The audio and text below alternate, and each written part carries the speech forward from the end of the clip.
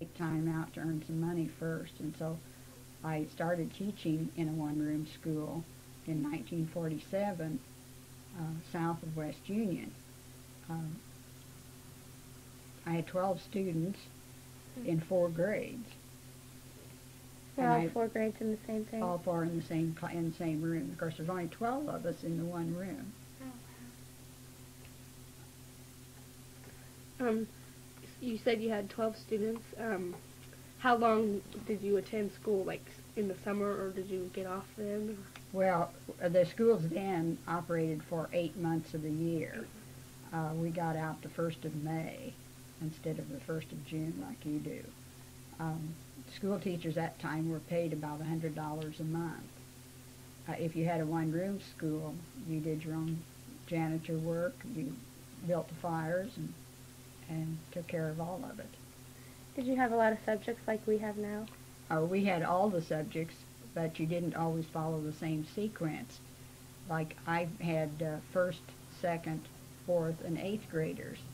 Well, sometimes if you had 4th graders and 5th graders, you'd use the 4th grade geography book, and then the next year you'd use the 5th grade geography book for both groups, so that sometimes they might study the 5th grade geography book before they studied the 4th grade geography book. But the reading series you followed sequentially, just as they would today in the school system. How big was the school? Well, it was one of the larger one-room schools in that it had its own cloakroom, it had an entry hall, and a kind of a furnace room. It was one of the newer one-room schools, too. It wasn't as old as some of them that were around at the time. Do you still know if it's standing? It's still standing, and it's been made into a home. People are living there. It's been a home for a long time. The year that I taught there in 47, 48 was the last year that the school was open.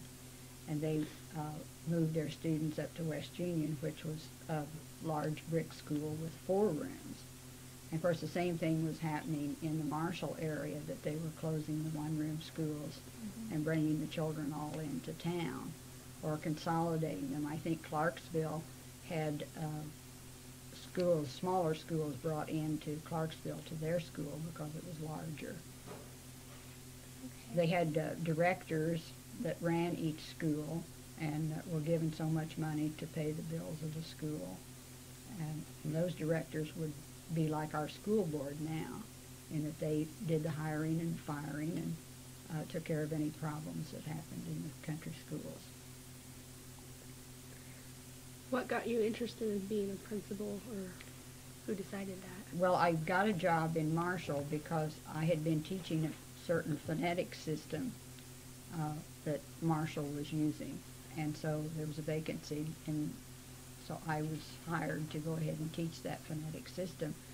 And the Old North School stood just a block north of the post office. There are 4 houses on that block now. Your parents might have gone to school there. Is that the Ohio building? No, this is north of the post office here in Marshall.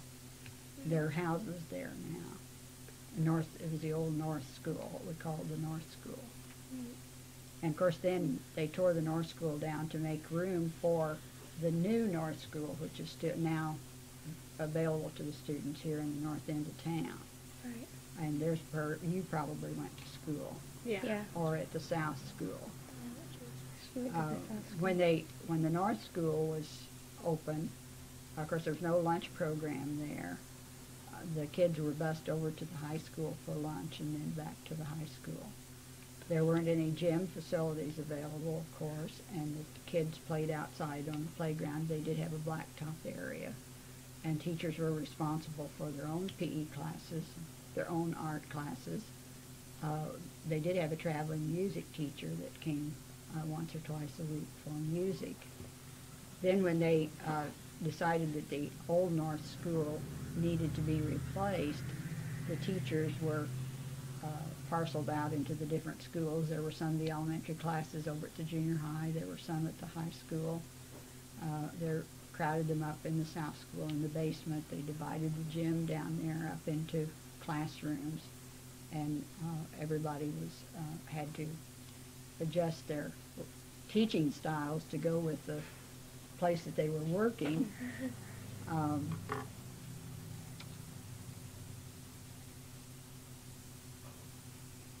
But everybody got along. I think it was harder on the teachers to be in a room where you could hear the next classroom, because there were no ceilings in the classrooms. It was harder on the teachers than it was the students. The students adjusted pretty quickly to it. And of course, by that time, we were beginning to have art teachers and PE teachers too. The teachers, when I started teaching, you could start, you had to write for a teaching certificate. You had to write on an exam. And back during the war, you could even get a war emergency certificate with very little college credits. But most people in Illinois at that time, if you didn't have a 4-year degree, then you wrote on a teacher's exam and got your certificate. And then you were expected to get your degree within so many years. And so that's what a lot of people did, especially if they didn't have the money to go on to school full-time. Then they'd go part-time to college until they got their degree. And even though I started teaching in 1947, I didn't get my college degree until 1962. And then Mr. Bush, who was superintendent, said, "Doris, we need a woman in administration in Marshall." And so he said, "Why don't you go back and get your master's?" So I went back to school and got my master's degree in 1967. Back in the early, I would say in the 30s and 40s, it was not uncommon to have a woman as an elementary principal, but never would you have had at that time a woman as a high school principal. Of course, now you know there are high school principals, a lot of high school principals around the state, and you see news about them in the Terre Haute paper. So about the in the 50s and 60s, it was always male administrators. Right. And in Clark County, this was true too. But this was the beginning of the women's movement, and Mr. Bush was pretty forward-thinking, and he knew that there would be a time come when, women would be wanting into administration, and the school districts would be frowned upon if they didn't have women represented at the administrative level. So that was kind of how I got into administration, and it appealed to me. I went back and got my master's degree. I took one semester off to finish it up. And when I came back to work here in the school district, I worked as what we call a curriculum coordinator for 5 years.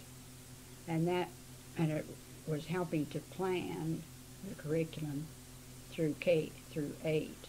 We'd work on textbook adoptions. We worked on supplementary materials, or I worked on supplementary materials for the teachers, learning kits for the teachers to check out, to have in their classroom, this kind of thing. But I also did the standardized testing in the elementary school. Then I did that for about 5 years, and then about 1972 or 3, there was an opening in the junior high. The principal out there was being moved out, and Mr. Bush said, "Doris, you've helped plan the curriculum out there. Go out there and run it and see that it gets done." So I was assigned to the junior high, and scared to death. There was a good staff there. They'd had 2 pretty rough years with things going wrong at the junior high, and the administration being of a different philosophy than the teachers, and so they were ready to work with someone that they felt was thinking the same way they were about discipline and dealing with students. There was a wonderful staff there. One of the teachers, a Mr. Bennett that lives up the street here, we had him. said to me, he said, they're sending you to the death house. And the only reason I didn't get killed was because of the staff.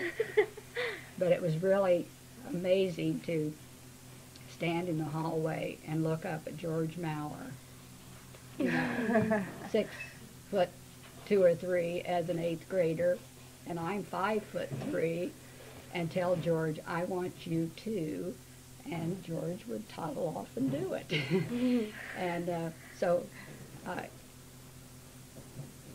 it took a lot of backbone, a lot of grit. Stop it. How long were you the principal of the junior high? 13 years. I retired in 1985, and I retired with 35 years of teaching experience. I was younger than most retirees, but I quit because I felt that the community still thought I was doing a good job, and I wanted to quit while they still felt that way about me.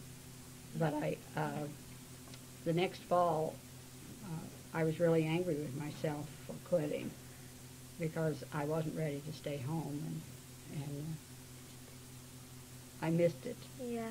Missed the teachers. What was your question? You said, did you like being principal, being there all the time? I liked it because I liked organization, and I think I like being in charge of something, and it gets to, it's part of your identity. Once that's gone, I still call myself a teacher, but I am no longer a teacher. I lost half of my life when I gave that up. Just as when you leave high school, you will have lost part of your identity. You're no longer a high school student. Maybe you'll go on and be a college student, but someday you'll no longer be a student. And it makes a real difference in your voice, in your life, to take a chunk like that out of it. You have to have other things to go on to.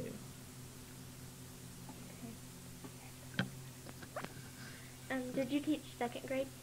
Yes, I taught second grade at the North School, which is, I told you about, the one that was located just north of the high school. Big brick 2-story building. And your dad, David Nash, was in my class. I'm not sure about his brother. Is Steve. David the youngest, or is Steve? Steve's the youngest. My dad's oldest. I think I probably had both of the boys. But I know I had at least David because his grandmother on the Nash side, Sylvia, came to visit during American Education Week. And she couldn't see anyone in that room except David Nash. There wasn't another kid in there, even though there were probably at least 30. But it was so cute to watch her when she was there visiting. Talking about the 30 kids at the time that all of these country schools were being moved into the town schools, our enrollments, we were just bursting at the seams. The first year that I taught in Marshall, I had 42 students. And the woman upstairs in the 5th grade hit 50. And that is wall-to-wall desks and chairs. And I look at those kids and wonder sometimes how they could be so successful as what they are, because there just wasn't any time for individual attention. Not with that many kids. Do you remember any major events that happened while you were a teacher or a principal, like in the world or in the community? Well, of course, everybody always remembers when the day John F. Kennedy was shot. And I remember that the teachers came back after lunch. They had heard it, those who left to go to lunch. And that was while we were still in the Old North School. It was also my daughter's birthday, and so it helps to remember the date.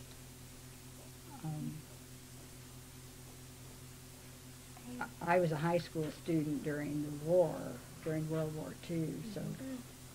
That's what I was going to ask you about. Do you remember anything while you were in high school that was different about high school now? Well, of course, most of the high schools were smaller than what you have now. there wasn't as much variety in classes that were available to you. There were no girls' sports for you to be involved in. You had PE and what you called GAA, Girls Athletic Association, which was really a club that met after school here at the high school. Were you a part of that? No, not when I went to high school. My daughter was, but started. When you think about the education in Marshall, you want to remember that it was one of the most forward-moving school districts in this part of the state. We were among the first to have all day, every other day kindergarten, which was unheard of. But this made it possible for kids that lived out in the country to come to kindergarten if they could stay all day and then be bused home after school. We were one of the first school districts to have a special education program. We were one of the first school districts in the southern part of the state to have a work program. You call it RO? IRO. These were all things that Mr. Bush, the superintendent, knew was coming in other school districts, and he was anxious for this school district to be a part of it. And I often said that the state people would come to Marshall to visit our programs so that they could go about and tell other people what a good program should look like. So and you know, now you are a forerunner in the technology program, you know, with your computers and distance learning. Yeah. We were the first people to have internet Right. at our school. Right. Yeah.